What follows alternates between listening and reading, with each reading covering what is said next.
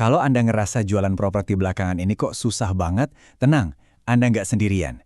Hari ini kita akan bedah tuntas analisis dari Daeng Masiga buat ngerti apa sih yang sebenarnya terjadi dan gimana caranya kita bisa siap-siap menyambut peluang besar di tahun 2026. Yuk kita mulai. Pasti ngerasain ini kan? Jualan properti itu rasanya kayak ngedorong batu segede gaban ke atas bukit. Tapi apa sih sebetulnya biang keladinya? Dan yang lebih penting lagi nih, kapan titik baliknya?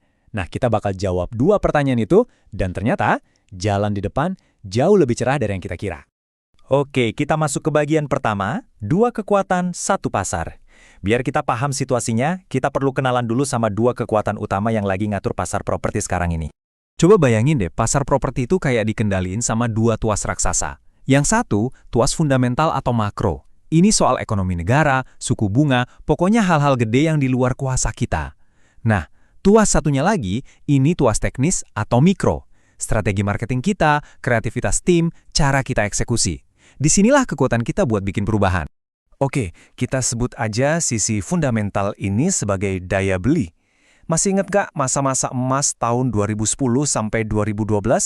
Ekonomi lagi kenceng-kencengnya dan daya beli orang buat beli properti juga tinggi banget. Nah, inilah faktor makro yang bikin jualan waktu itu rasanya lebih enteng. Nah, di sisi lain kita punya daya jual. Ini nih, sisi teknisnya. Seberapa jago strategi marketing Anda, seberapa kreatif penawarannya, dan seberapa efektif tim Anda di lapangan. Ini adalah area yang 100% ada dalam kendali kita. Ini senjata utama kita.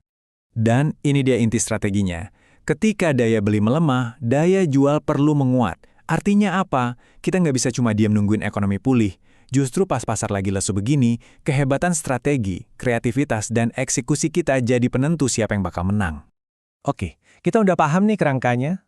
Sekarang, kita masuk ke bagian yang paling seru. Walaupun belakangan ini rasanya berat banget, ternyata data nunjukin ada titik balik yang krusial.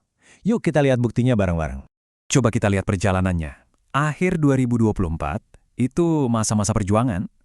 Kuartal 1 2025, wah makin parah. Penjualan anjlok. Tapi, pertengahan tahun ada yang mulai berubah. Pemerintah ngeluarin insentif. Dan coba tebak, di kuartal ketiga, sebuah tren positif mulai kelihatan bentuknya. Dan bukti ini bukan kira-kira loh, ini semua dari data beneran, dari laporan Indonesia Property Watch atau IPW. Sesuai kata Daeng Masiga, kita harus berbisnis dengan data. Dan data inilah yang ngasih sinyal perubahan yang jelas banget. Lihat deh, data dari Jabodetabek dan Banten ini. Ceritanya jelas banget. Dari kuartal 1 yang paling bawah, naik ke kuartal 2, dan lanjut terus ke kuartal 3 2025, kita lihat ada kenaikan yang konsisten, baik dari nilai jual maupun jumlah unitnya. Ini bukan lagi harapan, ini tren yang udah terkonfirmasi. Jadi, artinya apa sih semua ini? Gampangnya gini, daya beli pasar itu mulai pulih. Faktor fundamental yang kemarin neken kita sekarang mulai berbalik arah. Ekonomi makro lagi membaik, dan ini ngebuka peluang baru yang gede banget buat kita semua. Oke, bagian ketiga, medan perang digital yang baru. Daya beli udah mulai pulih, pertanyaannya sekarang, gimana cara jualannya? Soalnya aturan mainnya udah berubah total. Kalau mau menang, kita harus kuasai medan perang digital yang baru ini. Dulu tuh jualan properti itu kayak buka toko di pinggir jalan raya atau di e-commerce, nunggu orang datang nyari di Google atau Marketplace. Sekarang, eranya social commerce. Kita yang harus datengin mereka di alun-alun, tempat mereka ngumpul, yaitu media sosial. Kalau kita masih nunggu di toko lama, ya sepi, soalnya keramaiannya udah pindah. Terus gimana cara kerjanya? Logikanya tuh kebalik sekarang. AI itu nggak lagi nunggu orang ngetik ke rumah dijual. Malah sebaliknya, AI secara proaktif ngedetek niat beli dari perilaku online seseorang. Terus AI bakal nyodorin konten-konten yang relevan buat manasin minat mereka. Baru deh setelah itu, iklan kita muncul. Konten itu jembatan barunya. Dan platform yang paling jago sama logika AI ini ya Meta Ads. Walaupun masih jadi sumber leads nomor 1, algoritmanya dirombak total. Kalau iklan Anda rasanya makin bonjos, makin mahal, nah ini dia biang keladinya. Platform ini sekarang nuntut strategi berbasis konten yang cerdas. Cara lama, udah nggak bakal jalan lagi. Oke, diagnosis lengkap udah di tangan. Kita tahu daya beli lagi on the way up dan daya jual butuh strategi baru. Sekarang, waktunya buat resepnya. Ini dia rencana main yang bisa langsung Anda terapin buat naklukin pasar 2026. Ini dia game plan-nya.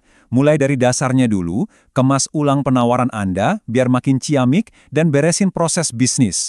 Terus soal navigasi, pakai data buat lihat arah angin dan perluas jaring buat dapetin leads. Dan yang paling krusial, soal adaptasi, kuasai social commerce. Terakhir, bungkus semuanya dalam rencana marketing yang jelas dan terukur. Dan pepatah ini ngerangkum semuanya dengan pas banget. Kesempatannya itu apa? Ya pulihnya daya beli pasar yang kita lihat dari data. Kesiapannya, ya 6 langkah strategi tadi buat ngasah daya jual Anda.